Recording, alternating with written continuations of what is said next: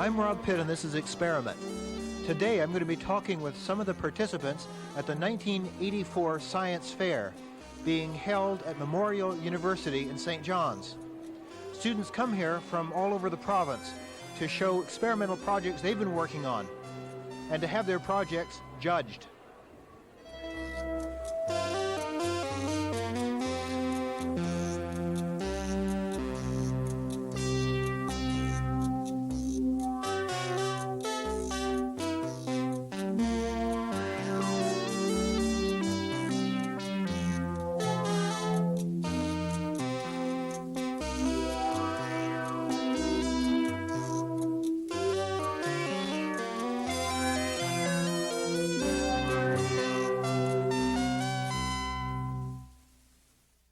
What's your name? David Bryant. What do you have here, David? Well, what I've done is I've constructed 6 weather instruments used for telling the weather as it is happening. Well, they are the thermometer, the barometer, the rain gauge, the hygrometer, the anemometer, and the weather vane. What does each of them tell? Well, the thermometer tells different temperatures, and the rain gauge tells how much precipitation falls. The barometer tells air pressure. The hygrometer tells humidity, the anemometer tells wind speed, and the weather vane tells which direction the wind is blowing. Okay, now all of these things you made yourself, didn't you? Yes. The thermometer even? Oh, well, what I did was, first I got 2 tubes, and I melted the end of the smaller one, and then I blew bubbles in the glass tube.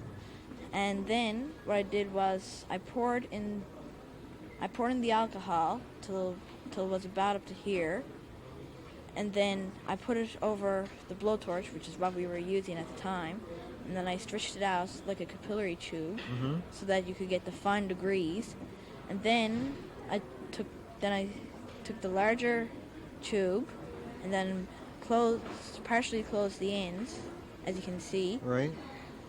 And then I inserted the thinner tube, and then melted the end and closed it and melted it onto the opening of the large one. And you put the red liquid. That's alcohol, is it? Yeah, with food coloring added. As you get in a store-bought thermometer. Yes. What about the barometer? Well, the barometer is similar to the thermometer, whereas I took the glass tube, which is right here, and first closed the end over the blowtorch, and then what I did was I heated these 2 points, and then I kind of bent it, and then I poured in the alcohol so that it would act as the reader, and then I just glued it onto the backstand, and when these 2 levels of alcohol, food-colored alcohol, are level, it's about average. And how it works is that the air comes down through the open tube and forces down on the glass tube, and therefore either pushes it up, and if it's a low pressure, well then it acts as a sort of a vacuum, and therefore it goes down. And that's high on the scale, and that's low right there. So as the air pressure changes, that tube of colored liquid moves up or down? Yes. What school do you go to? St. Pius X, Junior High. Here in St. John's? Yes. Thanks very much. You're welcome.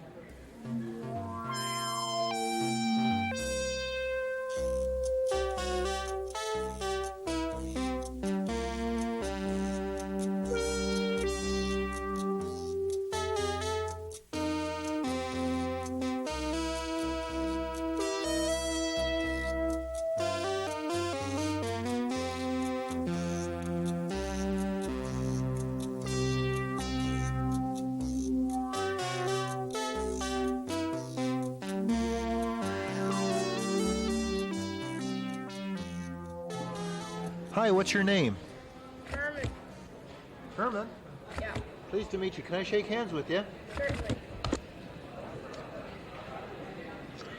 Now, you guys must be his friends. What's your name? Andrew Dunn. And your name? Mike Walsh. What school do you go to? Pius X. St. Pius X. Yes. What does this guy do? Well, he has a mouth and arms. He can move. We have a motor put in him from a fan. His claws move. He has lights and he talks. Now, I already saw his hands moving and his mouth talking. Can he move around the floor, too? Yeah. Yes. Can I see that? Sure. He has 4 buttons here. One is off, and the rest are low, medium, and high. Start him off and low. There he goes. He doesn't go really fast. Okay, does he go backwards? No, Just forwards, but at different speeds, huh? yeah. Well, he doesn't really go that fast. He's not that fast. He just goes about the same speed all the time. Now, how is he made inside?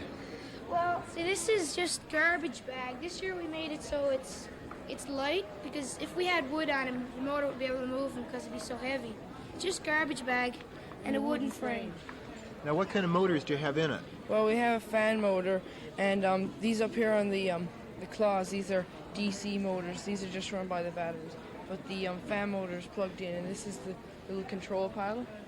So you have 2 power sources for this, do you? Yeah, one's a 6-volt battery. And the other one is a plug. And the actual movement from the power train from the motors to the legs and the hands, is it by pulleys? The motor turns, and it wraps it wraps the string when it turns. It wraps the string around the axle, and that pulls the claw down like that. And then this is an elastic band, and that just lets it fly up like this. And the mouth works the same way? Yeah. It's just pulled up by the DC motor, and then when the power's turned off, the elastic band just lets it down. Great. Thanks a lot. You're welcome.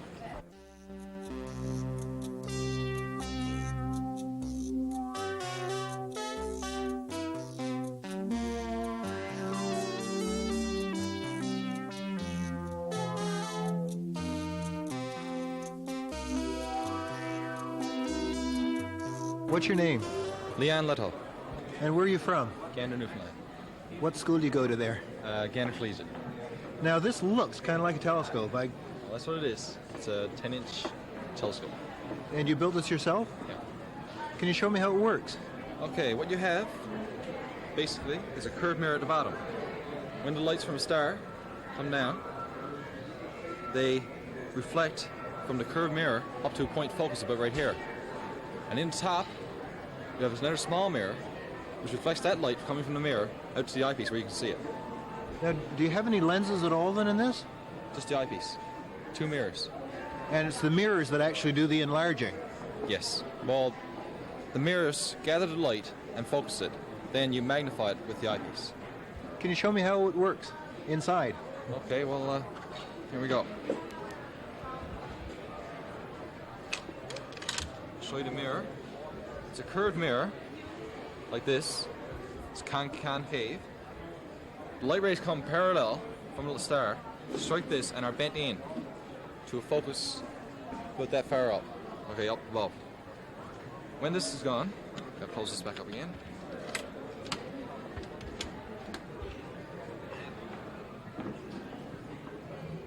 If there was no diagonal mirror right here, it's a little 45-degree glass mirror, the focus would be right here.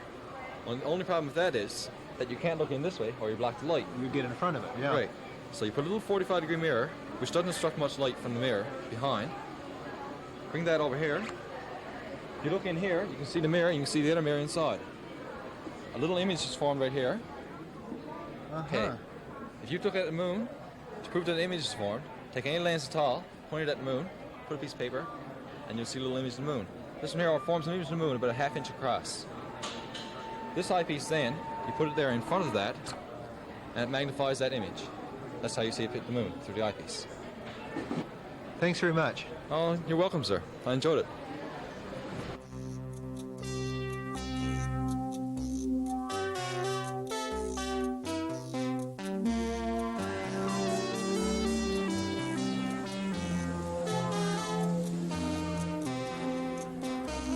You decided not to walk here today, I see.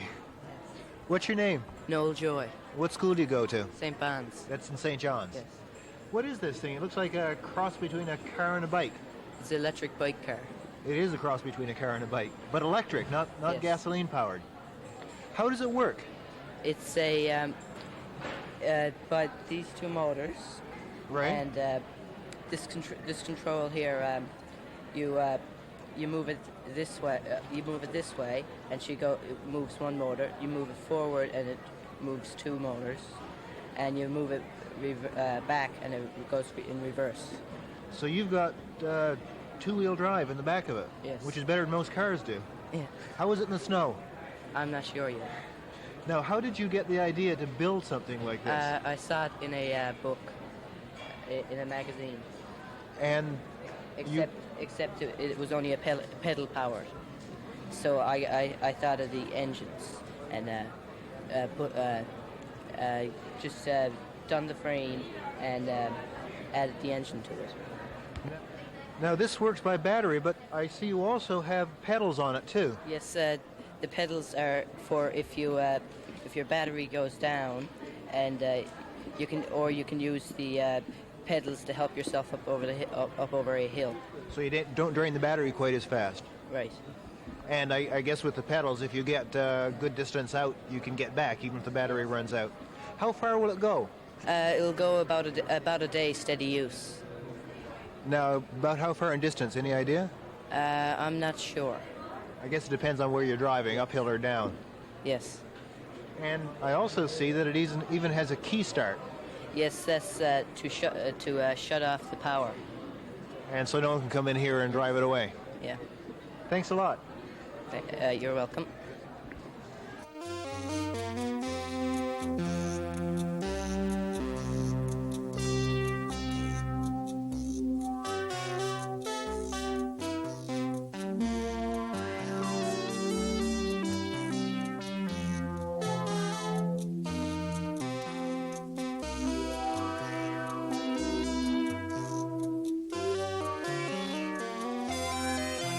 What's your name? Christine Danley, And your name? Lisa Hall, What school do you go to?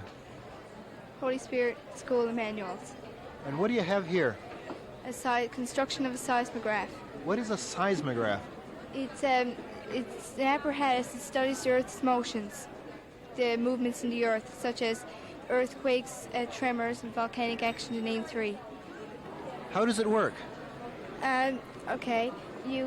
This is a pendulum filled with cement and nails, and that moves, and that's a magnifying lever there, and at the tip of it there's a pen, and that moves the pen, and okay, this turns around. I'll plug it in. Turns Okay, you around. plug in, that moves the drum. Yeah, and this is a pen right there, magnifying lever. Put that right there. And it makes graphs, and it records Earth's motions, tremors, volcanic action, and name three. So let me see if I got the sequence right. The Earth moves, that moves the pendulum. The pendulum moves the lever, and the cylinder is revolving. So the movement that comes from the Earth is shown on the paper in a graph. Thanks, Christine and Lisa. You're welcome. While the projects were being judged upstairs, a Science Olympics was underway downstairs.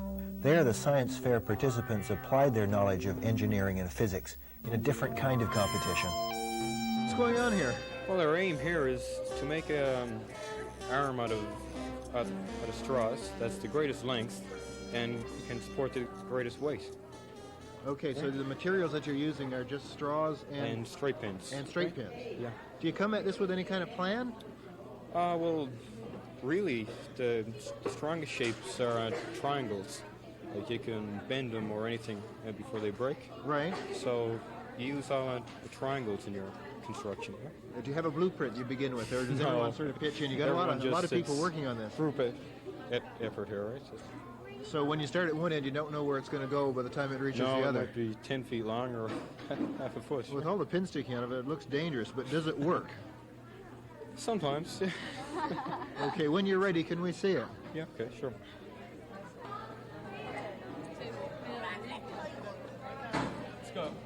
it out this way.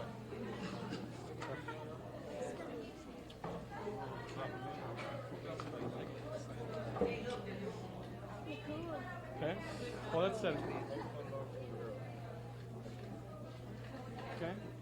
So, what do we got? 1,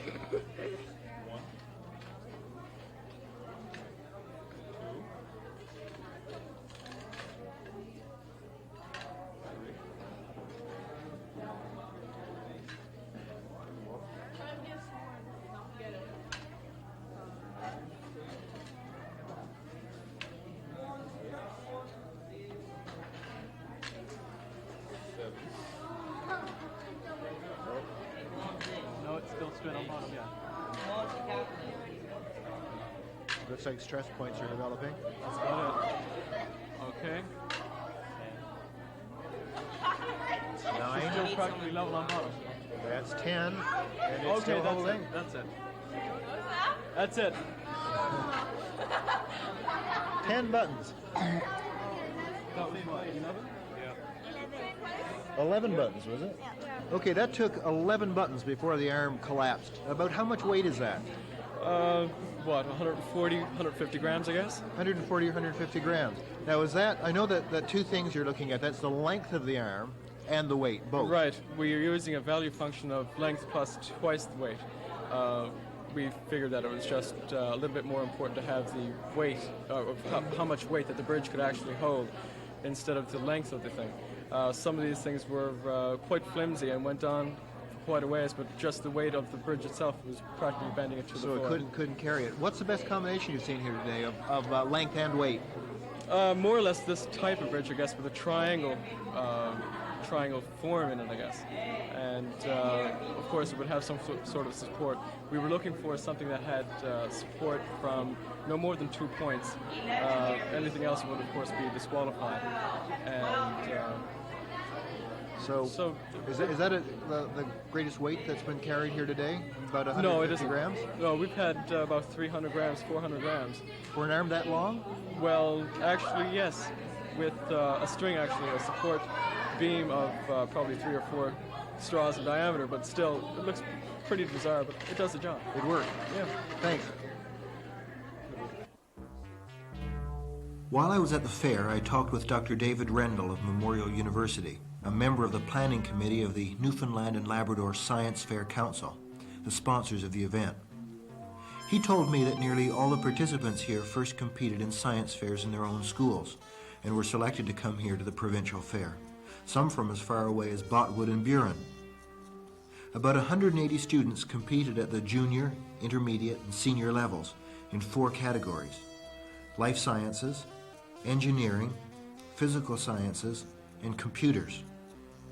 The judges here were looking for originality, planning, and scientific thinking in the exhibits, at the thought behind the experiments. In all, 36 first, second, and third place winners were named, and some projects won special prizes as well. Some of the winners were also selected to represent the province at a national science fair in Halifax, Nova Scotia, and 2 students won trips to an energy conference in Ottawa.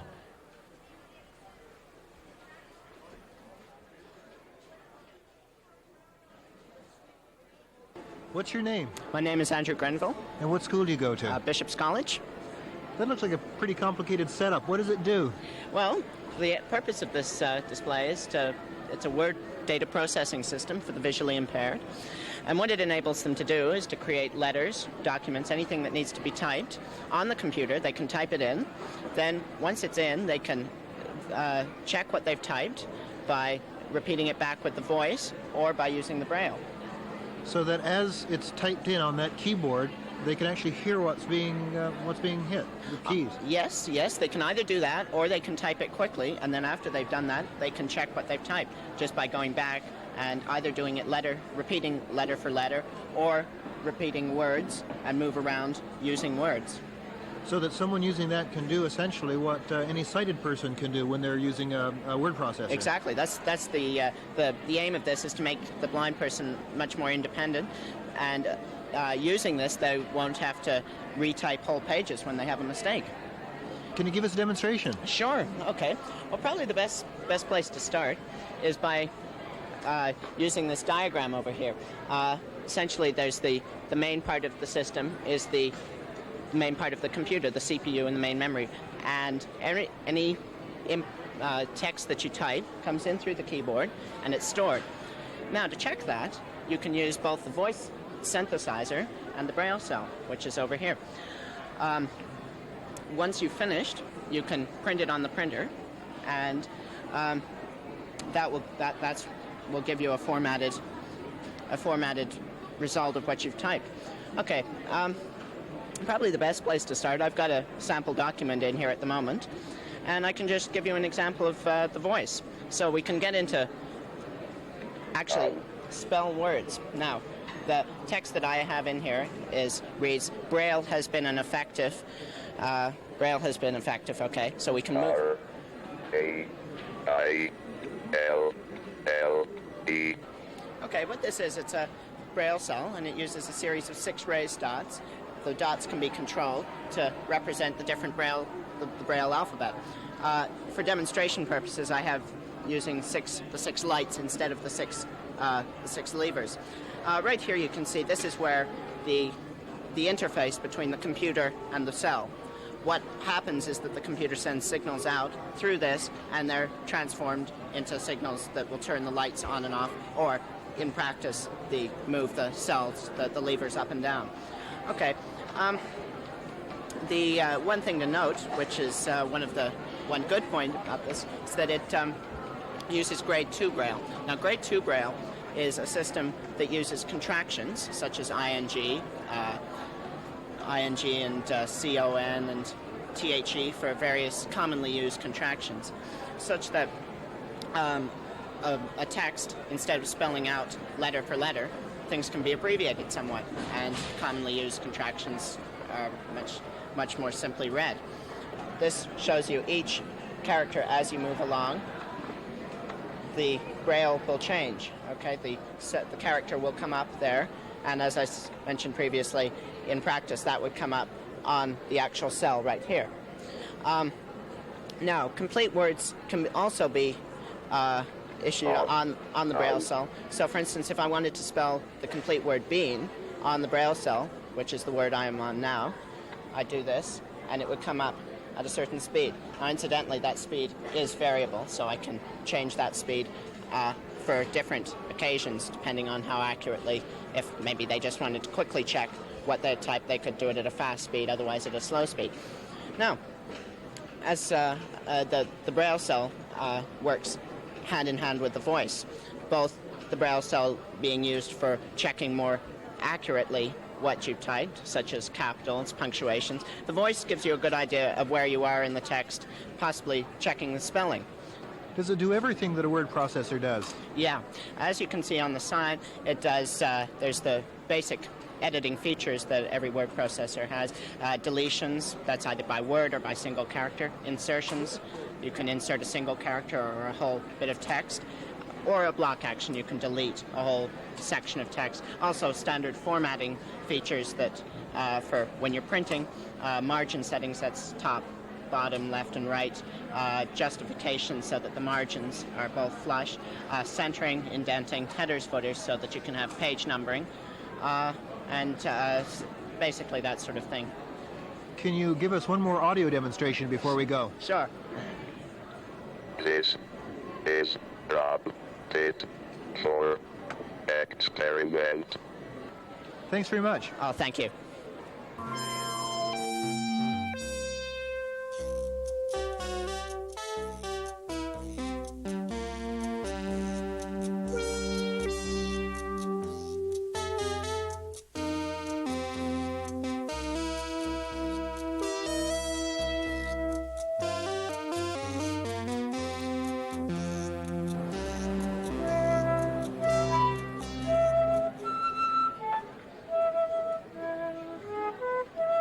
Excuse me, what's an artist doing here at a science fair? Aren't you out of place? Not really. There's, in fact, a lot of things that art have to do with science. Okay, first of all, I got to find out your name. I'm Sarah Smith, and I go to Booth Memorial. Booth Memorial here in St. John's. Yeah. What is this? I recognize the flute pretty easily, but I'm not quite so sure about this. This is an oscilloscope, and it changes sound patterns into light waves, as you can see on the screen. That's basically all it does.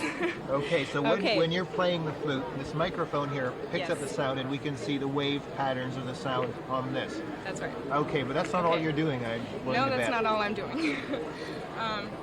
My project was mainly about the harmonics and the overtones of various fingerings on the flute.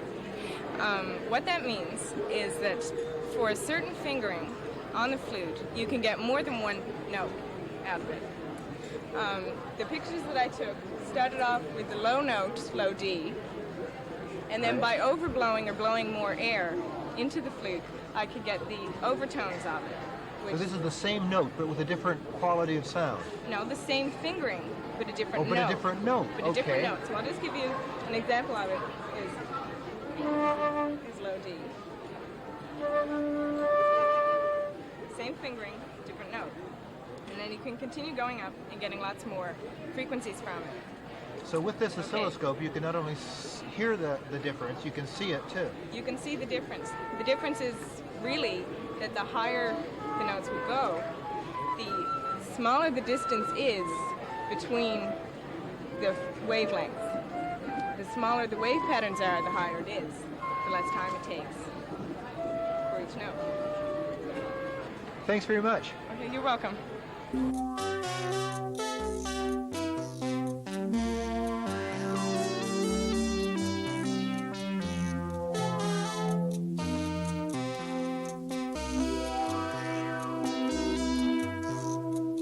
What's your name? Derek Neal. Scott Miller. And what school do you go to? Booth Memorial. Now your setup here looks like it has something to do with firewood. I have a wood-burning stove at home. What can you tell me about what I should put in it? Well, from our experiments, we found that birch would be the best type of wood to burn if you were looking for heat. However, if you were looking for something to do with time, you would want to use fir or spruce. That is something that burns over a long period of time. That's right, yeah. Can you tell me how the thing works? Well, this setup here is called a calorimeter. What it's used for, it's used to test the molar heat of, well, wood or whatever you wish to burn. And this thing here, this is an oxygen stick. This is what we use for our oxygen supply, because the fire in the can without oxygen would go out. Okay, an oxygen stick, that's something I've never heard of before. Where do you get them? Well, you can go to Canadian Tire and buy them. What are they used for normally? Welding. Okay, but it contains oxygen in solid form. Yes, well, it's a chemical reaction. It gives off oxygen. Okay, you got that in one can. Where do you go from there? Well then, okay, we soak each sample of wood that we use in barbecue fluid for 1 minute. And then we place the stand in this can, put the top on it, and then, well, the oxygen stick is then lit and put in this can. And then we drop a match down this pipe here, and it catches the barbecue fluid on fire, which in turn catches the wood. So then the oxygen, the pressure pumps the oxygen through the pipe into this can, which keeps the fire going. And then we use the thermometer to test the change in the temperature of the water. And from that we use the formula H equals MC delta T over the mass of the water, and we determine the molar heat. Now the can itself is actually sitting in the water. That's right. And I guess you have to measure the heat of the water before you light it, and then you measure it afterwards, right? Yeah, that's right. We at the beginning we kept the water at 4 degrees, and we measured the temperature of the change of the water over the period of time that the wood was burning. And you decided that birch was the best, and spruce was second, and fir was last. Thanks a lot. Okay. Thanks. Thank you.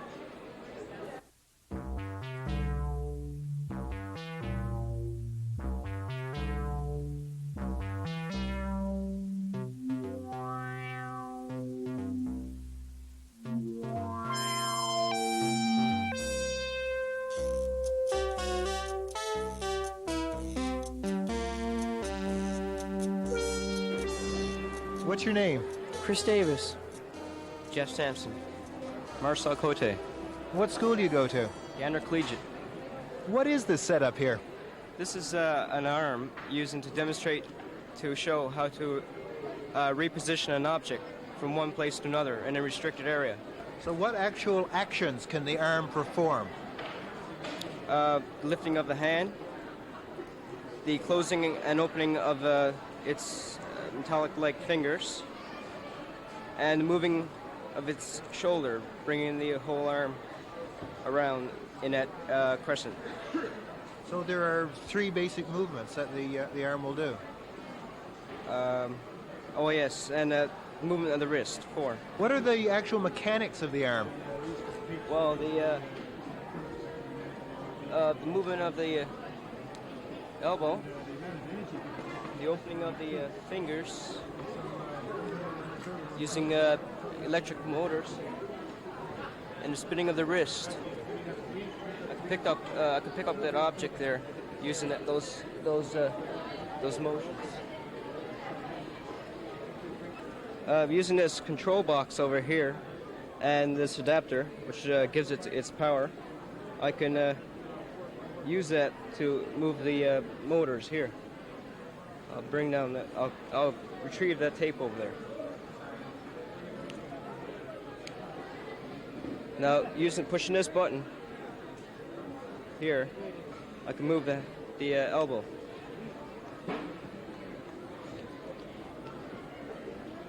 And the fingers.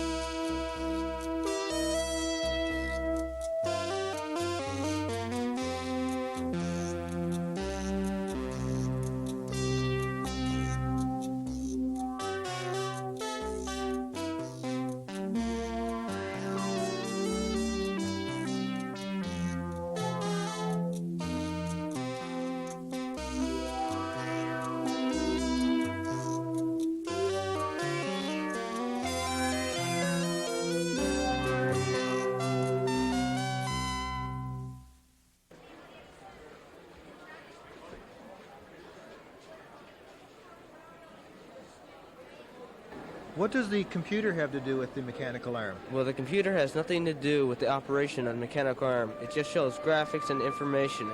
And that information includes like cybernetics, that's medicine, and industries, and what's the technology in space. So it shows some of the things that other kinds of arms can do too. Right. Can you give us a quick demonstration? Yes, I can.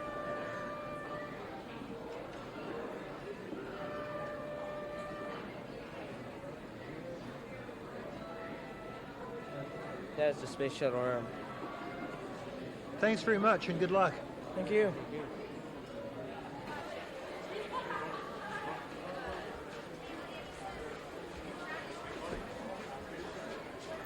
We've only been able to show you a few of the dozens of fascinating science projects here today. Unfortunately, we couldn't show you some of the ones that don't come out very well on television either. But next year, why don't you come along to the science fair in person and see all the displays? Or why not enter the competition yourself at your own school? You might even get some of the ideas for projects from other experiment programs. But remember, you don't have to have expensive equipment to enter the science fair. What counts is the ideas, the scientific thinking and planning.